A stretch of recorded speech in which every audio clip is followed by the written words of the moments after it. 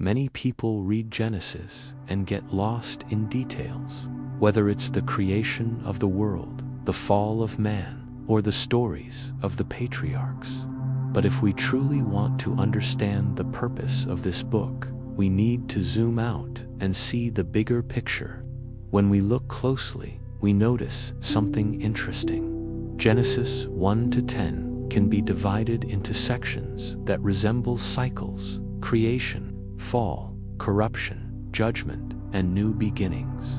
And if we reflect carefully, we will see that this pattern reflects not only the history of humanity, but also our personal journeys and the ups and downs of life.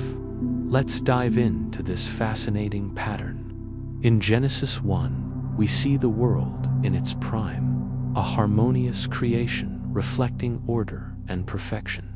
This reminds us of those moments in our lives when everything seems to be in balance, like a fresh start, a happy childhood, or a healthy and fulfilling relationship.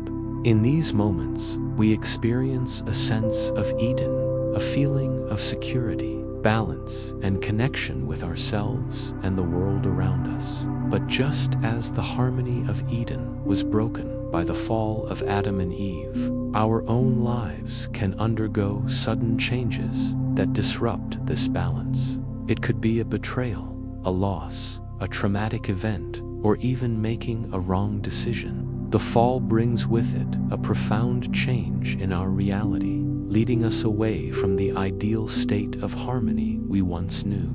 After the fall, we see the story of Cain and Abel, symbolizing the introduction of conflict and violence into the world.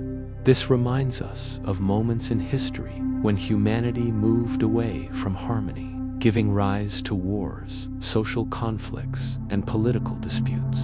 Likewise, in our lives, the consequences of the fall can lead to negative emotions such as anger, resentment, and envy, which can harm our relationships and inner peace.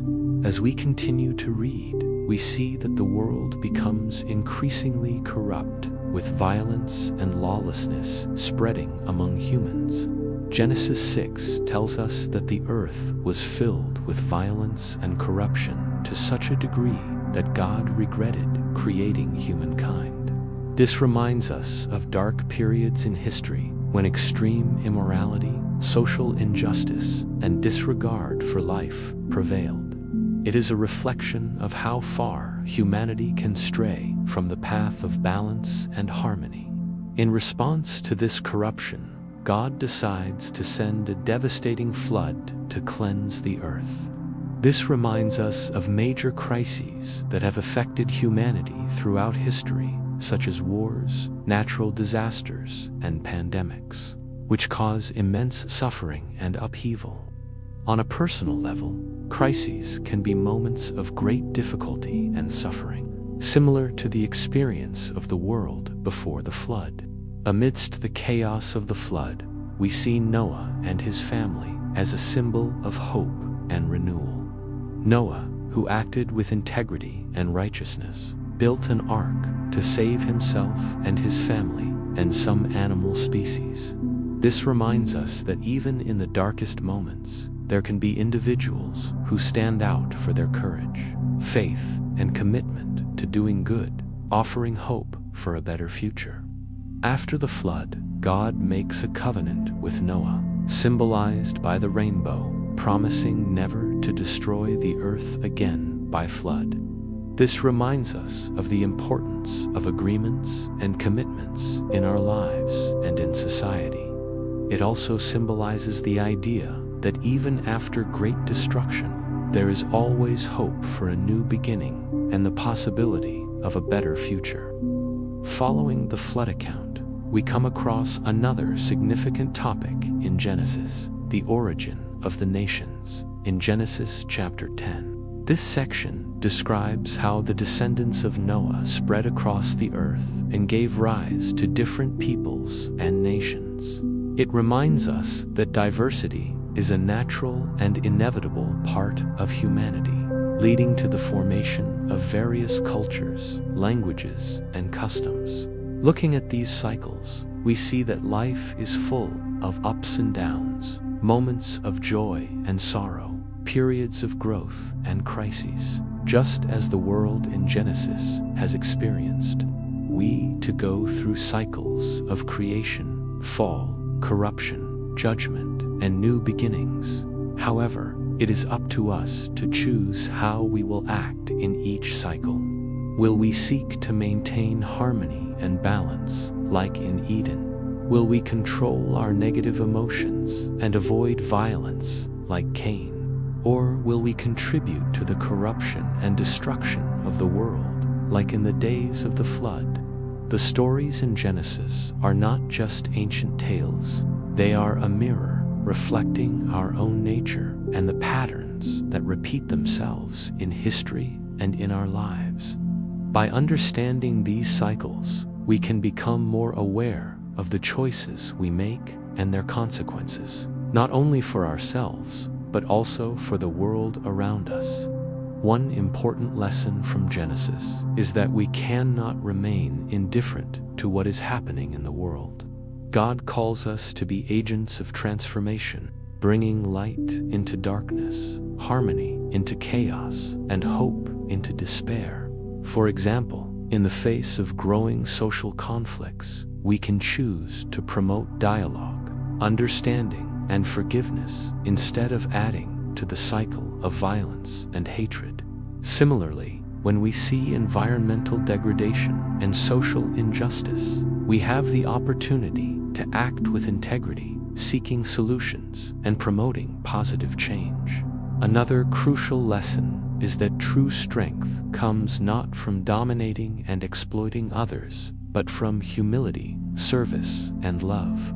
Unlike the Tower of Babel episode, where humanity sought to impose its dominance and build a name for itself, true greatness lies in lifting others up and valuing diversity. This is the path that leads to real fulfillment and lasting success. In conclusion, Genesis 1-10 offers us a profound reflection on the cycles of life, the consequences of our choices, and the need for constant renewal.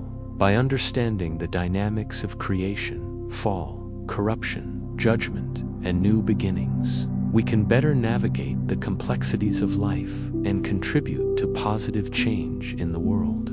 The call is for us to be active participants in the ongoing creation, seeking to bring light, harmony, and hope into the midst of darkness, violence, and despair.